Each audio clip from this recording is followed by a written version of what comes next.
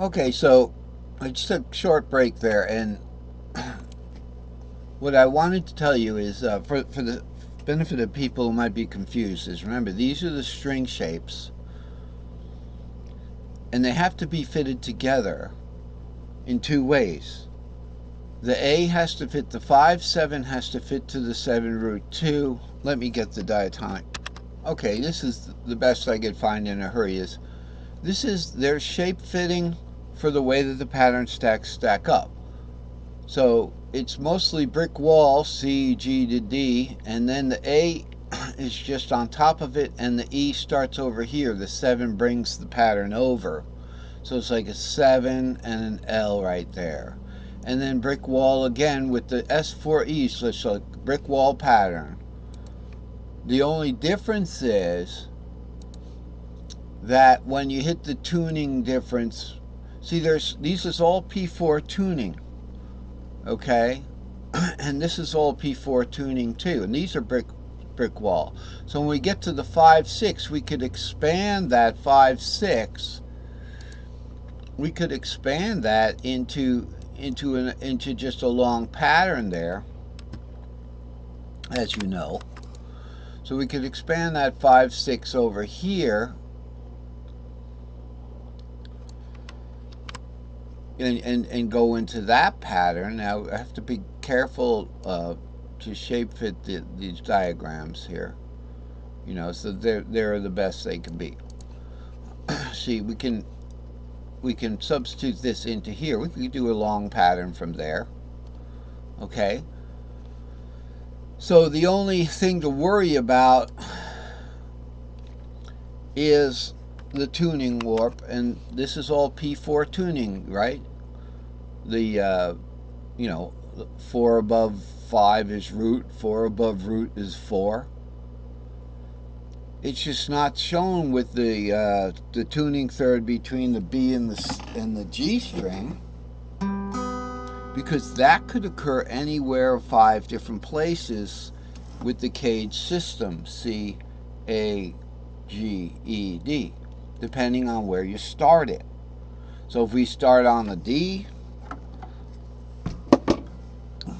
okay, we'd start on the D, 2, 3, 4, 5, 6, then over for the 7 root 2, and then 3, 4, 5. But now the fifth string, we have to bring that over because there's only a tuning third, so we go 6, 7 root instead of,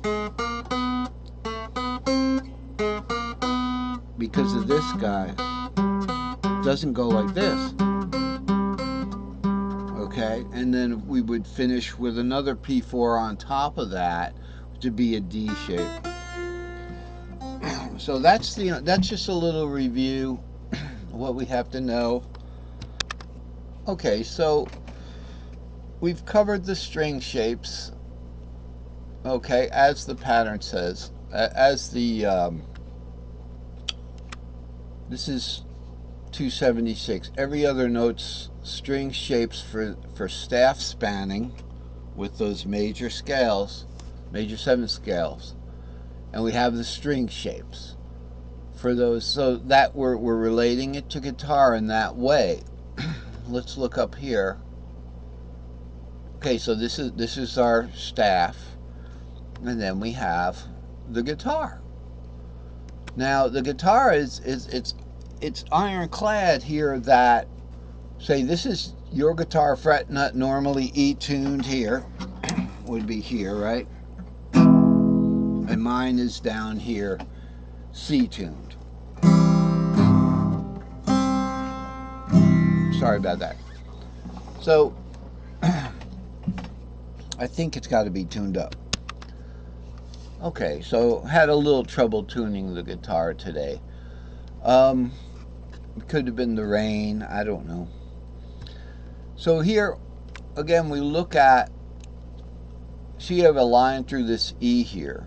So we know that this is a line through note.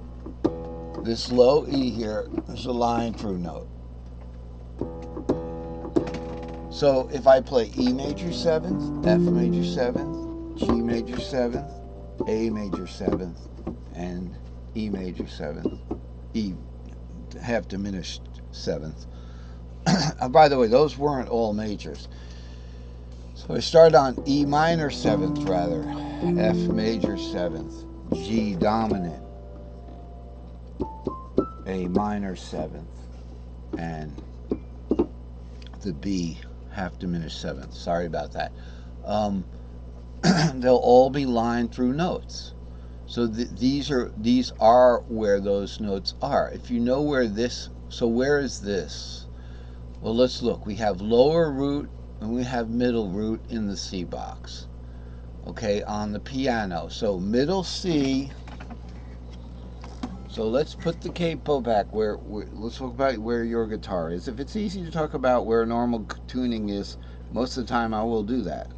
If I want to get my D shape, I like to go down here instead of way up here, so it doesn't sound like a child's toy. So here's our middle root, middle C. Here's the lower root.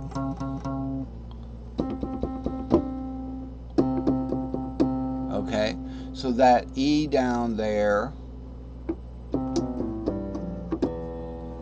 is here.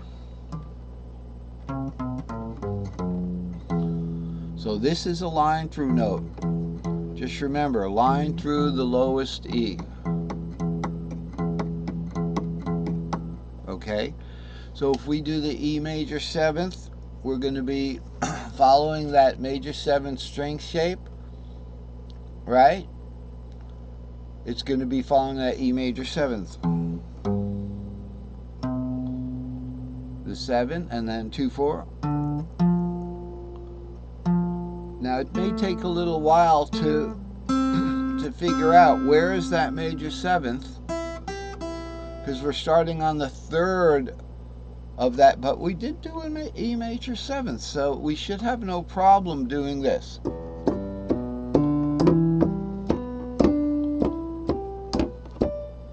Kind of thing.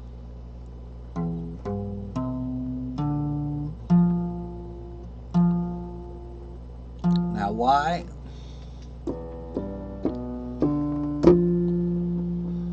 Oh, okay. Broke my own rule. E major 7th goes to F major 7th. E minor 7th goes to F major 7th, goes to G dominant. Okay, it goes up in that circle we're talking about. So right here, E minor 7th goes to F major 7th, goes to G 7th, goes to A minor 7th. So here we are, and I can see the end of the segment coming.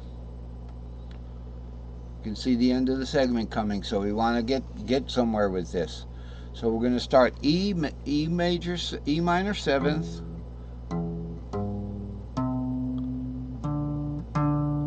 okay, and then we're going to go what? To F major 7th, starting here on that 4. So we go 4, 6, middle root, to 3. Then we're going to go G7. Where are we going to pick up that G7? Okay, we're going to pick up the G7, the 5 in the A box.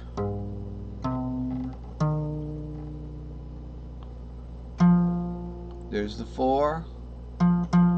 Okay. Now if we want to go to just another G7, we'll have to go over to note in between lines, which is the white ones. But if we want to continue on, we're going to go from G7 to A minor 7th. Let's start with that A there. A to middle root. See, we're working our way up, clawing our way to the top. Straight up warp to the 3, then to the 5 there. The 7th of that A minor 7th. Now we're going to go to B half diminished 7th from the next one. You can see the pattern forming now. We started in C, we went to the A, we went to the E. It looks like we're going in. Okay, we're going to pick up the 7 in the G box, so we went from the C box to the A box to the G box with approximately 2 shapes